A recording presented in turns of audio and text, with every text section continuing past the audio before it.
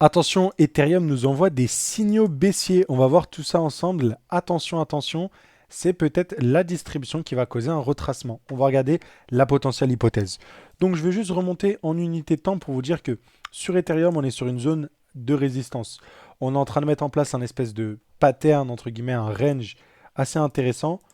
Hop, comme ceci, qui peut nous indiquer une distribution dans une zone très importante. On le rappelle, cette même zone qu'on voit en daily qui est une supply correspond à une FVG mensuelle, qui sont des zones assez fortes.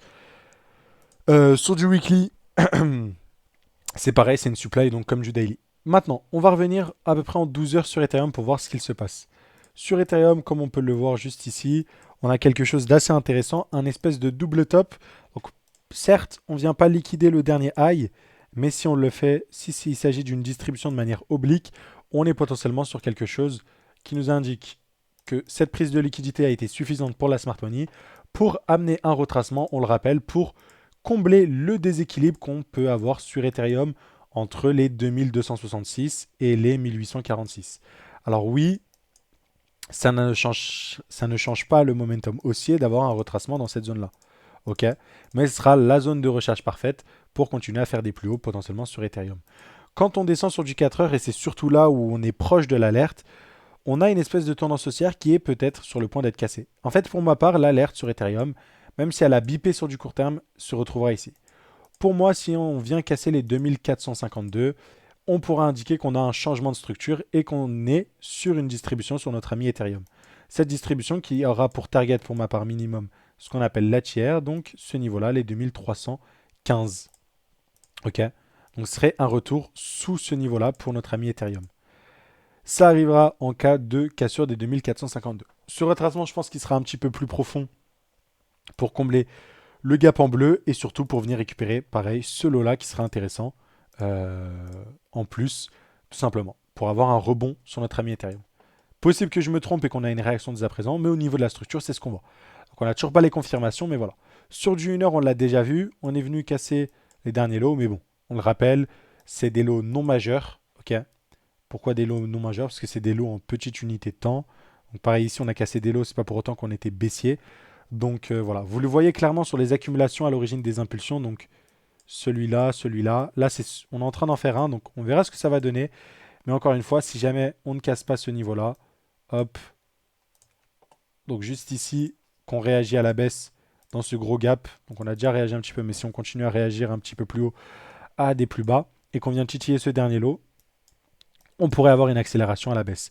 Et si on utilise le principe assez simple de la distribution, donc je me remets sur du H4, pour voir à peu près les targets qu'on pourrait avoir, hop, je l'utilise. C'est un petit peu sous la tiers, donc 2288 pour un premier palier.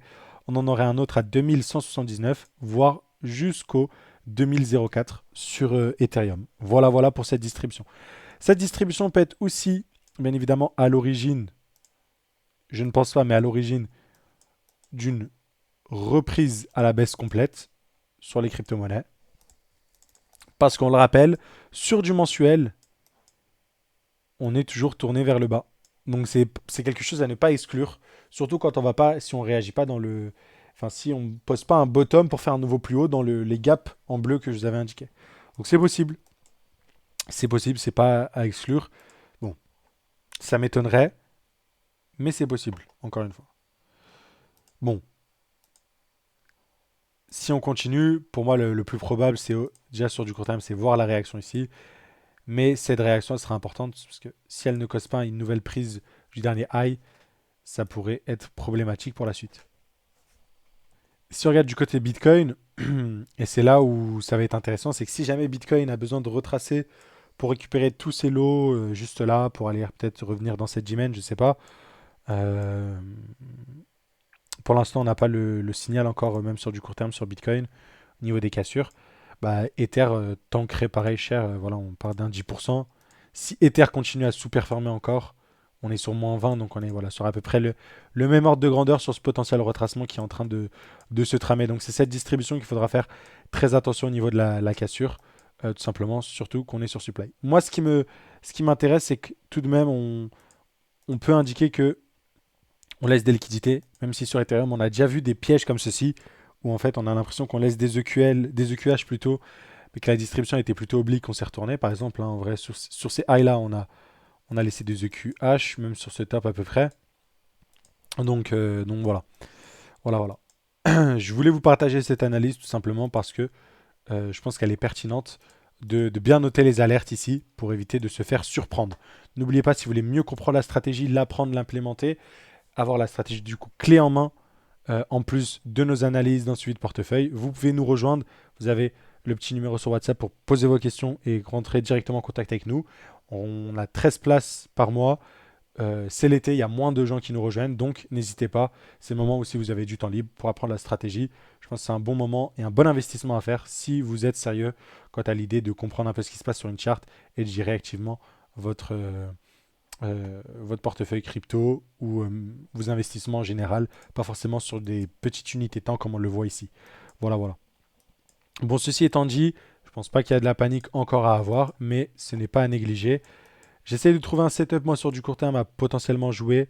On verra d'ici là. Pour l'instant, pas grand-chose. Mais c'est clair que pour moi, on est tourné vers le bas sur la majorité. Et ce qui me confirme, et d'ailleurs, la vidéo n'est pas sortie malheureusement, mais c'est qu'on avait un top en distribution sur le marché américain.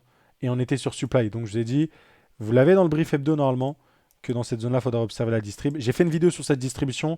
Le micro, je crois qu'il y avait le micro, mais il a coupé un moment. Du coup, je ne l'ai pas posté. Mais voilà. Et en plus, je tournais à ce moment-là. Il y avait le joli setup qui se mettait en place ici. Je l'avais partagé malheureusement. Donc voilà, on est toujours tourné vers le bas. Ce qui est cool, c'est que le dernier high est ici. Tant on casse pas ce dernier high sur les marchés américains, attendez-vous à ce qu'on continue à retracer. Ce retracement, jusqu'à où il peut aller, bah, globalement, regardez en weekly, on a quand même beaucoup de zones. On peut retracer bien bas. Donc voilà. Ça dépendra.